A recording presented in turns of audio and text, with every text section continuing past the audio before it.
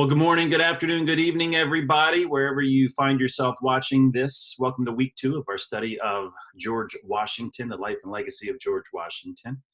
I'm in the midst right now of grading AP exams. So over the course of the last 3 days, I've read, 500 plus short answer responses to dealing with the British economic relationship with the colonies prior to 1750. So it's good to sort of get away from that a little bit and get back to my guy, George Washington.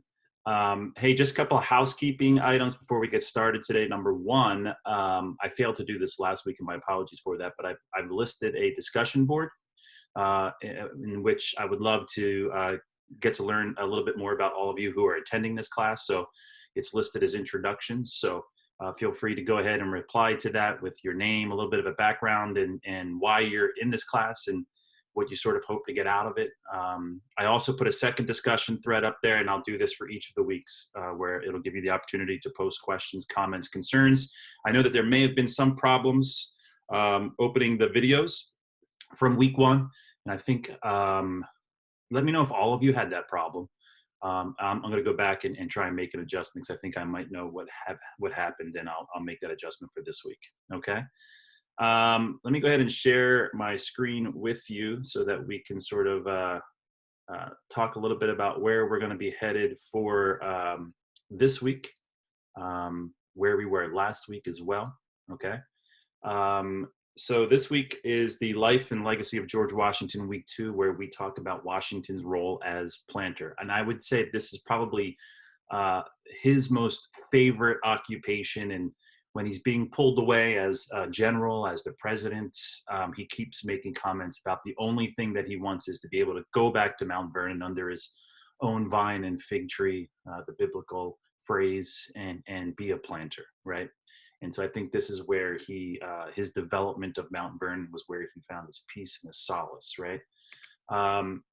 One quick thing that I want to point out to you before we get started talking about Washington the planter, my wife and I had a chance to get away for a little day trip this week. We went down to Winterthur, which is in Wilmington, Delaware, the home of Henry Francis DuPont. Amazing area down there in Wilmington with Nemours, Winterthur, Longwood Gardens, right? All of these lasting legacies of the DuPont family. So if you haven't had a chance to get down there, it's really worth it. And so the one thing that I was so shocked to see as we walked through Winterthur, and that includes a house tour as well as the grounds, is how much Washington collection and memorabilia and things are down there. And a lot of this had to do with DuPont's Henry Francis DuPont growing up in this time period in the sort of late 19th century, early 20th century, in which there's this focus on Americana, right? We had just come out of a European war with World War I and then World War II. And so there was this thought that we need to reestablish our values of Americana, right? And so Washington is evident all throughout the property. Some examples that I have here is, this is a real interesting statue, and he's in a toga here. His arm appears to be in a sling, but that is not the case. And what I found about this is that it's actually it's an oven, and there's a pedestal on the bottom here that's all cast iron. So it could be used as an oven, which was an interesting find. Inside the house, this is Lafayette. Here's Washington. And again, a lot of the French influence of some of the design of these items here. Here's a clock, right? And then inscribed, which you can't see on here, is Richard Henry Lee, which he said at Washington's funeral: "First in the hearts of the men, first in the hearts of his countrymen," right? Or something along those lines. I'm sure I didn't get that correct. All right. And then this is interesting too. This is some of Washington's china. And they actually have more pieces of Washington's china at Winterthur than they do at Mount Vernon, right? And there were some original Gilbert Stuart paintings, Jonathan Singleton Copley paintings that were on the walls as well. So if you're looking to search for Washington in the area, a great place to go is Winterthur in Wilmington, Delaware, right?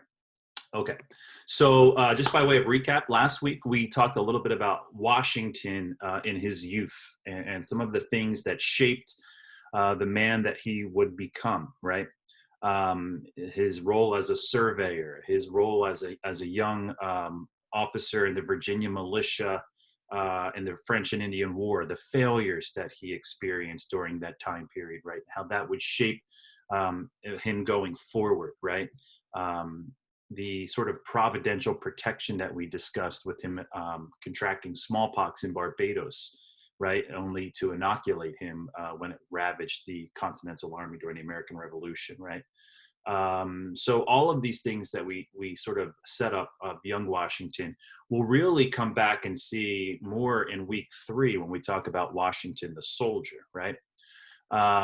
This week we spend some time talking about Washington the planter. Okay, we're going to sort of spend some time discussing the relationship between George and Martha.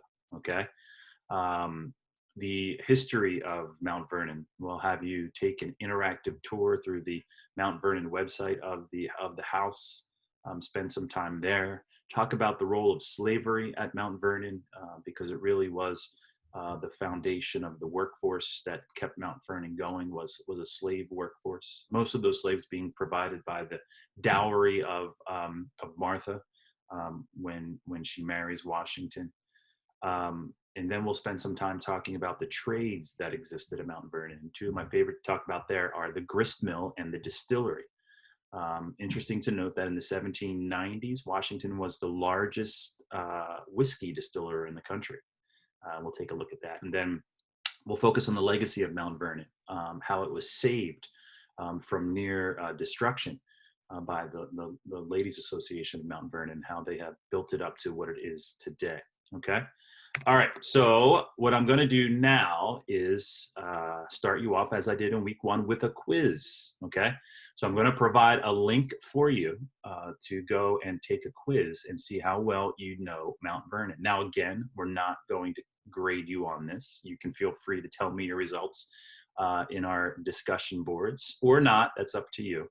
But go ahead and take the quiz, and then we'll come back and we'll get into the life of and the relationship of George and Martha.